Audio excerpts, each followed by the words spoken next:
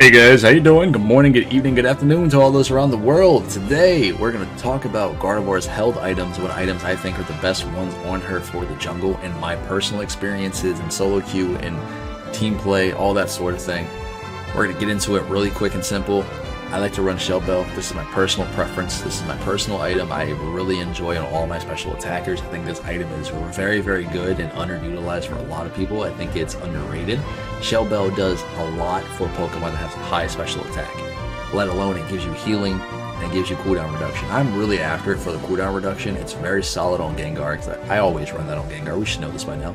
Shell Bell for Gengar and Gardevoir, because at the end of the day, the more cooldown you have, the more uptime you have on Dream Eater, Shadow Ball, uptime on Moonblast, Future Sight. The cooldown for Gardevoir is ridiculously very, very good, let alone at the same time it gives her a little bit of added healing. Considering you're not going to be running Focus Band for this build setup, we're going to be running Muscle Band and Amplifier, just because I'm playing her in the jungle and I want to have my Unite move up 3 to 4 times a game, 9 out of 10. And I feel like that's going to be the difference between a good Gardevoir player and a bad Gardevoir player. I know that's saying a lot, there's a lot to take in there, but what I mean is, if you're sitting here with your Unite move and you've only popped maybe 1 or 2 Unites before Zapdos, you're not doing something right.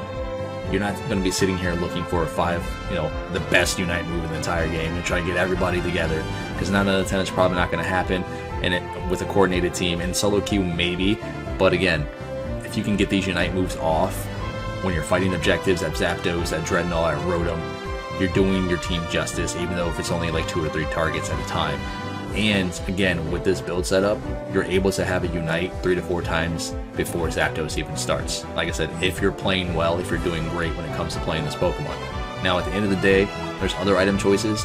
You can run Choice Specs, you can run Wise Glasses. Wise Glasses are fine if you guys don't want to use Muscle Band, if you want to take another damage item, but I feel the Muscle Band helps you guys clear a lot better in the jungle opposed to not having this item. This item allows you to clear the jungle before bees get up and get there on time without taking Muscle Band. You kind of are hindered a little bit, and it's one of those things you're kind of playing keep up or catch up, give or take. You'll make it to bees, but you'll be a little bit late without Muscle Band. Now you can, like I said, you can get rid of Amplifier if this isn't your thing per se, and you can take another damage item instead of Focus Band, or instead of Muscle Band. If you want to do it like that, that's fine, but I think this item is guaranteed to have your Unite moves up 3 to 4 times a game, let alone the cooldown reduction on all your abilities. It is so strong. But hey, we're going to dive into it. We're going to talk about Gardevoir, my tips and tricks, my thoughts, my opinions, all that sort of thing. Let's go. Hey guys, how you doing? Good morning, good evening, good afternoon to all those around the world. Welcome back to another Pokemon Unite video featuring Gardevoir in the jungle, coming through Master Rank, having a good time. But here's the thing right now. When I'm playing this Pokemon right here, I feel very, very strong. You know what I mean? I feel very powerful with Gardevoir, and I feel like she is very good in the right hand still. I still think she is one to be all about positioning, and for those of you that play Gardevoir, you guys know how this Pokemon is. Once she gets rolling, she's rolling. You know what I mean? If you're able to hit your feature sights, you'll be able to line up your shots, you can pretty much wipe a team by yourself, 9 out of 10. But it all depends on your team as well, because just like you're playing Cinderace, positioning is key when it comes to playing Gardevoir. But at the end of the day, she has her strengths more so her weaknesses, because she does have her getaway, she has her escape, she has ridiculous range with AoE damage, and if you're running Moonblast, you do have that, get out of jail free card, generally speaking, depending on who's on your face. I mean, if it's an absolute give or take, you might not be able to survive that. Sometimes you can, depending on if you miss his abilities, but you know what I'm saying though, right? You get it. Now, the difference is when I'm playing Gardevoir, I generally get off maybe like 3 or 4 Unites per game. That's because I'm playing in the jungle. I'm going back and forth between these rotations, getting my farm going between top and bot lane. And I'm running Amplifier, and Shell Bell. You know what I mean? Like, I like the cooldown reduction, all my abilities, have Future Sight, Moonblast up more often, and then getting the Unite charge from wild Pokemon more so, and from killing the enemy. Now, again, when it comes to playing Gardevoir, just like Cinderace, you have to pay attention to positioning. Basically, you want to play her like, if you've ever played League of Legends, you played Lux, that's how I see Gardevoir. You play from maximum range at all times if it's possible for you. And I know how hard that is, especially with Lucario, Zeraora, Talonflame, all these Pokemon that basically just one-shot you for free. Because, you know, Wild Charge and Brave Bird and Fly, you know, that type of thing. But other than that, like, she's super safe as long as you know how to play her well in positioning. And at the same time, with the new Future Sight buff that they gave her recently, in a hidden patch, was actually really good for her. It makes her a lot better than what she was before. Now, keep in mind, they haven't really fixed Future Sight, whereas if you hit somebody with a Psyshock, like your camera kind of pans out, you know, so you can have a better angle on where you want to land Psyshock. I hope they do the same thing with Future Sight, because at the end of the day, I feel like Psyshock is better when it comes to, like, positioning, I guess you can say, because you can see more of the screen, you can see more of the area with Psyshock versus Future Sight. I don't know if that's a bug, I don't know if they're going to fix it or change it or whatever, but, you know, hopefully they do. Now, I do enjoy playing her more so in jungle, more than lane, just because in lane I feel like when you're playing in solo queue, you know how important your levels are to you, right? But your teammates, 9 out of 10, they're just going to take all the farm anyway. I mean, unless you get really good at getting those last hits, they're probably going to try taking all that farm. And I feel like in lane, playing Gardevoir, it generally just puts you behind. Because even if you're playing safe, your teammate's probably going to do something dumb. He's going to fight at bees when he shouldn't fight at bees because there's a Talonflame here, or Cinderace is right behind him, he doesn't notice it. Or he's going to overextend and get hit by Absol, then what happens? If you're playing Gardevoir in a 1v2 lane, in which they're probably level 5 and level 6 now, while you're still level 4, teetering to level 5, it's just one of those ordeals where even if you play safe, even if you play, you know, the best of your abilities, you got to keep in mind, you know what you're going to do, but you know what your teammates are going to do. I'm playing Gardevoir with a team of, you know, we have a Mamoswine here, who's a front line, okay? But at the same time, I absolutely hate playing Gardevoir when a Mamoswine is on my squad. Unless he's a good Mamoswine and we're in the Discord, we're talking, all that sort of thing. Just because when he picks up a target, he generally throws him out of my Future Sight, let's be fair. And solo queue, that is. Dang, that was a quick game. Alright, anyway guys, we're going to jump into game number 2. I'm sorry about that, man. I guess I just wanted to give up. I'll see you guys in a second. Let's go. Hey guys, how you doing? Good morning, good evening, good afternoon to all those around the world. Welcome back to another Pokemon Unite video featuring Gardevoir coming through the jungle in the Master Rank. Welcome back to game number 2. Hopefully you guys have stuck around for this one. This one is actually pretty good in my opinion. You know, I'm doing pretty solid when it comes to playing Gardevoir, but aren't I always pretty good with this Pokemon? You know what I'm saying? Like, I like to think I'm pretty good with Gardevoir, but we're going to talk about how this Pokemon performs at a solid level. Whether or not you're super good with her, you're still learning her, I'm going to give you guys my thoughts, my opinions, tips, and tricks on how to perform better with this Pokemon. For those of you that are interested, as Charmander takes my blue buff in the jungle because he died in bot lane. So what does that mean? He's here to take your farm because he doesn't want you to carry the game. He doesn't want you to get ahead. He's got to have that blue buff. And for those of you players out there who are asking me in the comment section, who are asking other people in the comment section of the videos, you know what I'm saying, who talk about it on Reddit, who just ask this question, how do I climb solo queue? You see what Charmeleon's doing right there? You see that? Not by doing that. You don't climb by doing that crap. Stop it. You're hurting your team, you're hurting your jungler, especially when your jungler is Gardevoir, especially when your jungler is Talonflame, Greninja. You come in their jungle because you died in lane to steal their farm, you're hurting your own team. Just knock it off. But at the end of the day, it's Pokemon Unite, right? I mean, everyone steals everybody's jungle apparently in this game. It is what it is. But considering we're playing Gardevoir today, I wanted to go ahead and let you guys know how I feel. Like I said, tips and tricks, and I think that she's probably one of the best junglers in the game right now, hands down. You have Gardevoir, Talonflame, Greninja. Am I missing anybody? Just those 3? Oh, my bad, Cinderace. Excuse me. Can never forget the rabbit, right? But yeah, top 4 junglers. And at the end of the day, you don't really have to worry about that many threats other than those Pokemon generally, because you do have Zeraora who can wild charge you for free. But you should not necessarily be getting into his range so he can do that to you. And this is why you run Moonblast, so you can go ahead and predict him jumping in, because his abilities are very telltale essentially. Like, you know when he's going to jump in on your face, you just have a Moonblast ready to go. It is what it is, and Swoopa's still not down here to rotate for this Dreadnought. Hopefully they're not able to finish it off. But Lucario is up top side, he's able to actually pick up the Rotom. It is what it is in that situation.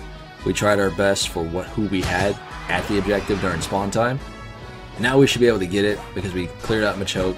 There's only Eldegoss down there. Lucario did not get the... Wow, okay. Cool, you don't see that every day.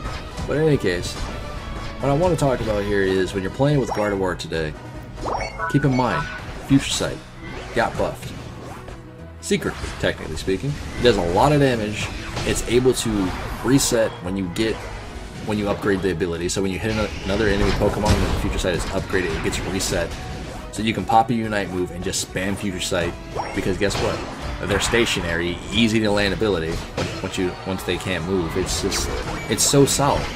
And then you're running Moonblast opposed of Psychic, because Psychic is horrible, right? We all know this. I mean, you may say, I like the ability. It does a little bit of damage. It does a little bit of damage. But here's the thing: you pick up Psychic over Moonblast. What are you doing to yourself? Any Pokemon that jumps on your face, you have no gap. You have no disengage. You have no way of getting away. You have nothing. You got your X speed. You got what do you call it? Slow Smoke. You have eject button. If they jump on you and you pop Slow Smoke, it's already too late because you're running Psychic. They're gonna burst you down. It's over. In that situation, your next best thing is to pop your Unite move on one target. And questionable sometimes. This is why I like to always carry Moonblast, just because it helps set up my team kills and helps set me up kills as well. Because the more kills you get on Gardevoir in the early game, the faster you can snowball. The faster you will be able to carry a game 9 out of 10. And as long as you're doing things like this, you pop a Unite, you don't have to be the one who's all like, I got all those kills. It's a team game. You want to be out here looking for those type of plays to win objectives.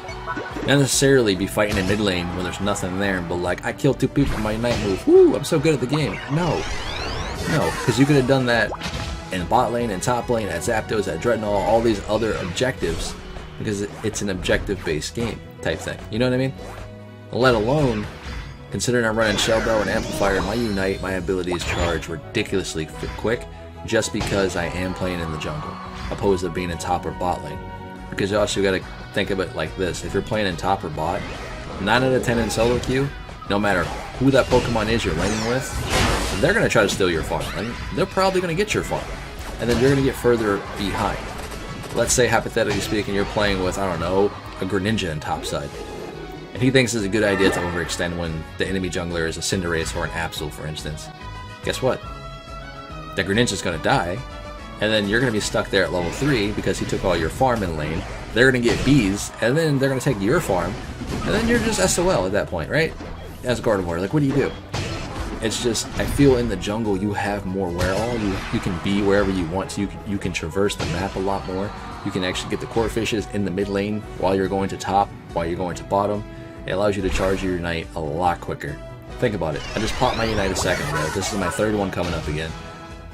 And all I've been doing is what? I've been trying to rotate to get these objectives. I've been fighting with my team here on these objectives. And I already have Unite move up again. It's very, very easy to farm your Unite as long as you guys are actually rotating to these objectives. You just hit the farm as you go, hit the wild Pokemon as you go. It's pretty simple. And considering Gardevoir is a ridiculous Pokemon that comes to range, her abilities can hit these core fishes over the wall. Like, if I was on the other side of that bush, I can hit the core fish with Future Sight from here to clear it. I don't even have to go over there. 9 out of 10. You know what I mean? And considering, I assume a lot of people have played League of Legends. If you haven't played League of Legends, there's a champion called Luxana, Lux, Garen's sister, whatever you want to call her. Gardevoir kind of reminds me of that with its playstyle. Like, you land a Moonblast, you hit a Future Sight, you do tons of damage, you get resets on Future Sight when it's upgraded. You play at max range at all times, if you're able to. So for instance, here, Machamp is crowd controlled my Mamoswine. I'm able to get off auto attacks, I'm able to do autos in between my Future Sights without worry, because he's crowd controlled, he can't do anything in that situation.